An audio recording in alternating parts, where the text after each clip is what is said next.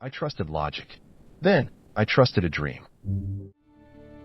The promise turned to dust. My world undone. Ignite a different kind of fire. I was 50, a financial analyst in New York City, and my life, from the outside, probably looked perfectly ordered. Meticulous, some called me. Unassuming, others might say. Every morning, the same dark roast coffee, the same brisk walk through the crisp city air to my office in Midtown, the same quiet dedication to numbers and market trends. I found comfort in logic, in predictable patterns. My apartment was neat, my investments conservative, my future, I thought, mapped out with careful precision. I wasn't a risk taker. I was a builder, brick by painstaking brick, and I believed in the slow, steady accumulation of a secure future. Then Rachel entered my world. She was a whirlwind, all sharp angles and dazzling smiles, with an ambition that crackled around her like static electricity. She worked in venture capital, a field I admired from a distance, but never dared to touch with my own funds. Rachel saw potential everywhere, in every nascent technology, every bold idea. She spoke of disruption, of exponential growth, of seizing tomorrow.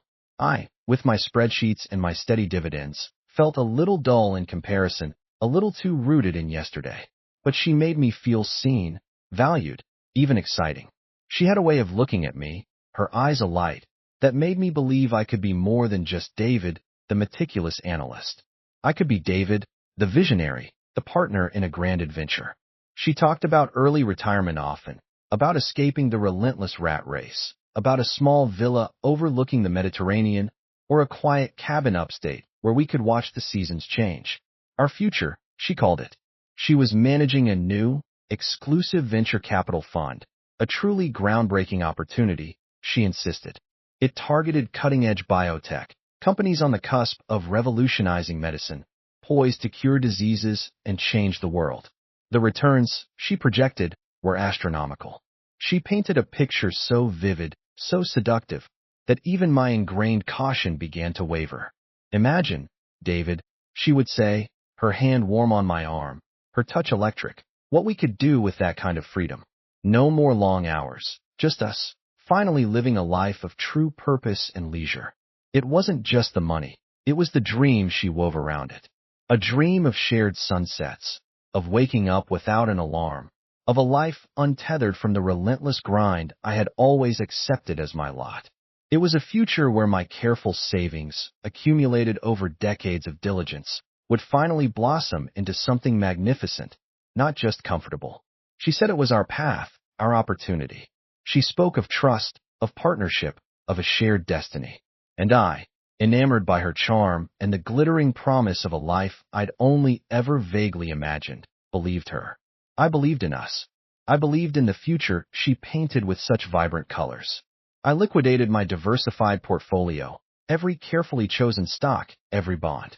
I emptied my savings, my retirement accounts, every penny I had painstakingly put aside. It was a sum that represented my entire life's work, decades of discipline, sacrificed for this singular, audacious gamble. My hand trembled slightly as I wrote the check, but my heart thrummed with a powerful mixture of excitement and a faint, almost imperceptible tremor of unease, easily dismissed as the natural nervousness of a new venture. Rachel was there, smiling, radiant, assuring me this was the smartest decision I'd ever make, a leap of faith that would redefine our lives. She kissed me then, a kiss that tasted of ambition and a future I desperately wanted to believe in. I trusted her completely, my analytical mind overridden by hope. I placed my everything into her hands, into her vision. The hope felt boundless, intoxicating, a warm current flowing through me. The first few months were exhilarating.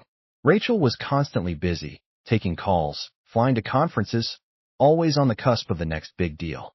Her energy was infectious, and I found myself catching glimpses of the future she'd promised. We'd browse travel brochures, talk about renovating a house upstate, even idly discuss the kind of charity work we'd do once our fortunes were secured. My financial statements, for a while, seemed to confirm her projections, showing impressive, if theoretical, gains. I'd pore over them, a new kind of excitement replacing my usual meticulous scrutiny. The numbers weren't just numbers anymore. They were keys to a new life.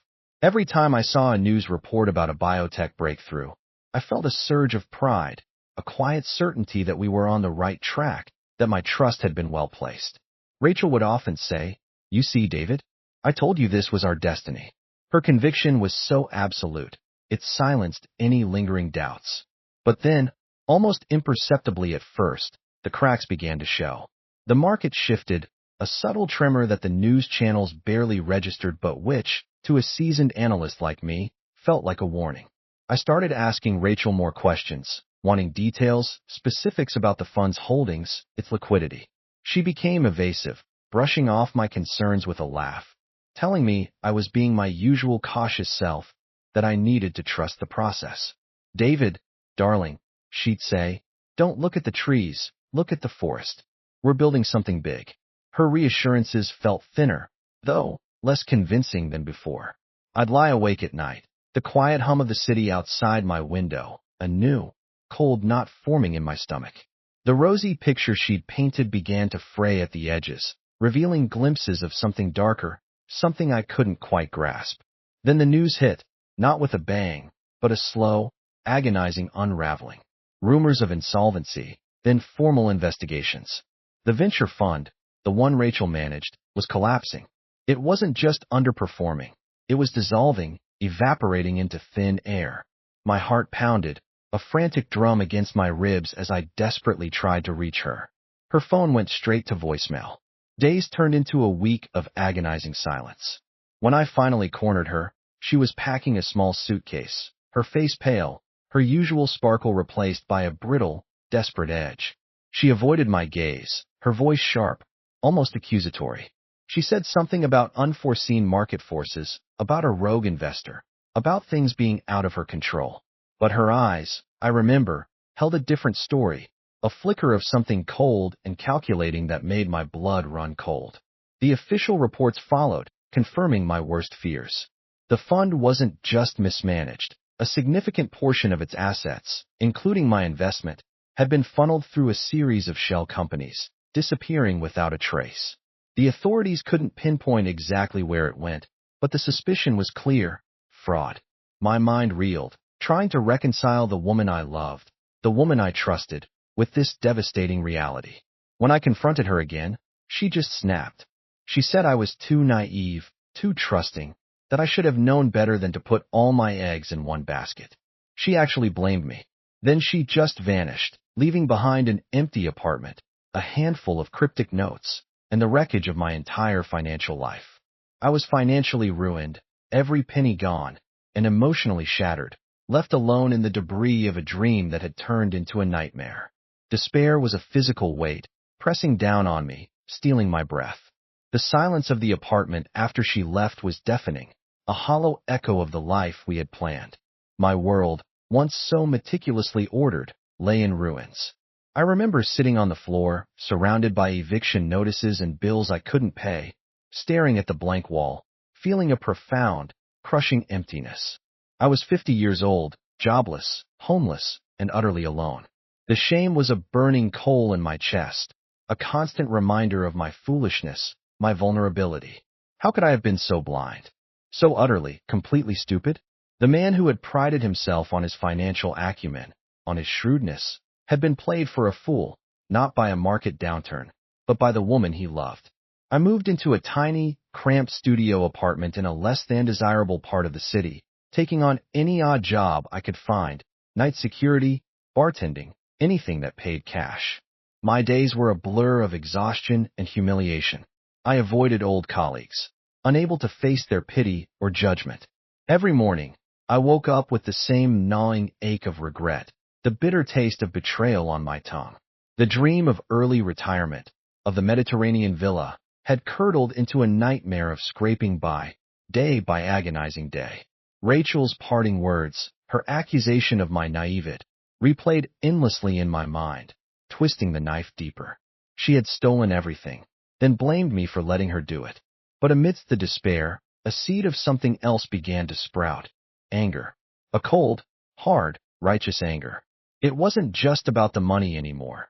It was about the profound violation of trust, the deliberate cruelty of her deception. I started to understand, with a clarity that stung, that she hadn't just made a mistake. She had orchestrated a theft. She had used my love, my hope, against me. This realization was a bitter pill, but it also held a strange, nascent power. If she could be so calculating, so ruthless, then I could be resilient. If she could build a web of deceit, I could build something stronger, something real. I started small. During my long nights as a security guard, I'd read every finance textbook I could get my hands on, devouring case studies of corporate fraud, learning about shell companies and offshore accounts. I saw the patterns now, the subtle red flags I had ignored in my infatuation. I enrolled in online courses, earned new certifications, pushing myself beyond my old comfort zone. The meticulous analyst in me, battered but not broken, resurfaced with a vengeance, sharpened by the fires of betrayal. I saved every spare dollar, making shrewd, conservative investments in the safest, most transparent instruments, the antithesis of Rachel's high-risk gambles. Each small gain was a victory, a defiant middle finger to the past. It was a slow, arduous climb, but with every step, I felt a piece of myself, a piece of my dignity, returning. I was rebuilding, not just my wealth, but my very foundation. The rebuilding wasn't just financial. It was a profound reconstruction of myself. The man who had trusted so blindly was gone, replaced by someone with sharper edges, a keener eye for deception. I learned to distinguish between ambition and avarice, between genuine opportunity and glittering illusion. My nights were no longer spent in despair, but in study, in strategy. I immersed myself in the intricacies of ethical finance, delving into due diligence with an almost obsessive focus. Every penny I earned, every investment I made, was scrutinized, dissected, and chosen with an unwavering commitment to transparency and integrity. It was a stark contrast to the shadowy world Rachel had introduced me to.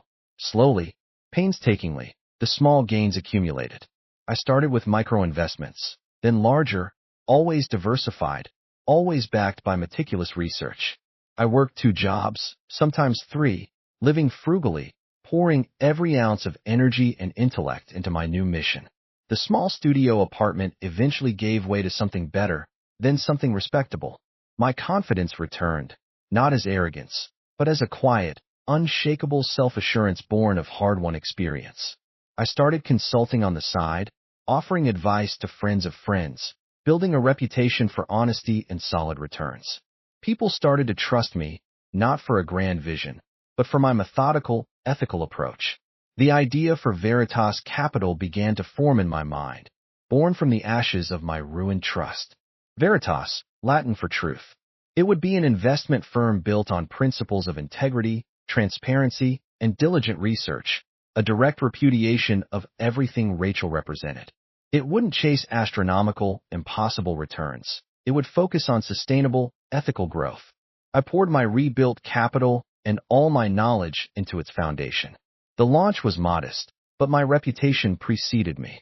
Clients, weary of the volatile, often opaque world of finance, were drawn to my unwavering commitment to ethical practice. Veritas Capital grew, not in a flash of speculative brilliance, but through steady, reliable performance. We cultivated a niche, attracting clients who valued security and integrity over fleeting hype. I became a respected figure on Wall Street, known for my conservative wisdom and my uncompromising ethical stance. I gave interviews, spoke at conferences, my story, though I never mentioned Rachel by name, becoming an unspoken testament to resilience and the power of learning from mistakes. I had not only recovered my lost wealth, but surpassed it, building an empire far more robust and principled than the ephemeral dream Rachel had sold me. I lived comfortably, securely, without the need for ostentation. The past was a scar, a constant reminder, but it no longer defined me. I was liberated, free from the chains of naive hope and devastating betrayal. Life settled into a comfortable rhythm. Veritas Capital was thriving, my days filled with challenging but rewarding work. I had rebuilt a life, not just of financial security, but of genuine peace and purpose. The bitterness had long faded, replaced by a quiet strength and an unwavering commitment to the principles I had forged in the crucible of my past. I occasionally thought of Rachel, usually when a news story about some financial scam broke, but she was a distant, almost abstract memory, a painful lesson learned. Then, one crisp autumn morning, a ghost from that distant past materialized. The receptionist buzzed my intercom, her voice a little flustered. "Mr. Davies, there's a Ms. Rachel Sterling here to see you. She says it's urgent." My breath caught in my throat. Sterling. That was her maiden name. My mind raced, picturing the confident, dazzling woman I had once known. A cold dread, mixed with a strange, unsettling curiosity, washed over me. I told the receptionist to send her in, needing to face this specter, to see if the woman in my memories was still real. She walked in, and for a moment, the years melted away. Her posture still held that familiar, sophisticated grace, but the illusion quickly shattered. Her clothes, once impeccably tailored, now looked a little tired, her hair a shade too brassy, her face etched with lines of worry, not laughter. Her eyes, though, still held that intense, almost desperate spark I remembered, but now it was dimmed by an unmistakable desperation. She looked disheveled, yes, but still trying to project an air of sophisticated distress, a calculated fragility. She had been abandoned by her ex-lover, the news had whispered, the very man she'd funneled my money to. And legal troubles, mounting like a storm, were now closing in on her for past financial malpractices. It seemed the karma I hadn't sought had found its way. She approached my desk, her hands clasped nervously in front of her, her gaze flickering around my opulent office, taking in the panoramic views of the city, the understated luxury of the space. Her voice was softer now, tinged with a manufactured vulnerability. "David," she began, a tremor in her tone, "you know me. You know my heart. I made mistakes, but I always believed in you." She spoke of how she'd been misled, how her own ambition had been twisted by others, how she was a victim too. She was appealing to the ghost of the man I used to be, hoping to leverage his current success, his compassion. She tried to conjure up the old intimacy, the shared dreams, as if they hadn't been shattered by her own hand. It was a performance, polished and practiced, yet underneath it, I could see the raw fear. I leaned back in my executive chair, the leather cool against my back, my expression, I knew, unyielding. The old David, the one who would have melted under her gaze, who would have offered comfort, was long gone. I watched her, not with anger, but with a detached, clinical assessment, like a surgeon observing a pathology. Her words washed over me, devoid of their intended impact. I felt nothing but a quiet resolve. When she finally paused, breathless, her desperate plea hanging in the air between us, I spoke. My voice was calm, steady, cutting through the remnants of her performance like a sharpened blade. "Rachel," I said, my gaze unwavering, "you taught me a valuable lesson about trust and about due diligence. The man who trusted you is long gone. The man sitting here now built Veritas on the ashes of your deceit. And Veritas doesn't invest in liabilities, especially not those with a history of fraud." My words were a final, definitive wall, built higher and stronger than any she could scale. Her face crumpled, the carefully constructed facade collapsing in an instant. The last vestiges of hope drained from her eyes, replaced by a stark, desolate defeat. She slumped, her shoulders caving in, her gaze dropping to the floor. There was nothing more to say, nothing more to do. She mumbled something, a faint, almost inaudible whisper, then turned and walked out of my office, her once confident stride replaced by a defeated shuffle. I watched her go, the heavy oak door closing softly behind her. I felt no triumph, no surge of vindication, only the quiet satisfaction of a man who had not only recovered his wealth, but, more importantly, recovered his judgment and fortified his spirit against manipulation. The past was truly laid to rest. I picked up the financial report on my desk, its pages filled with honest numbers, and returned to my work, my integrity uncompromised, my future secure. The city hummed outside my window, a familiar, comforting sound, and for the first time in a long time, the scar of her betrayal felt truly healed, a testament to resilience, not regret.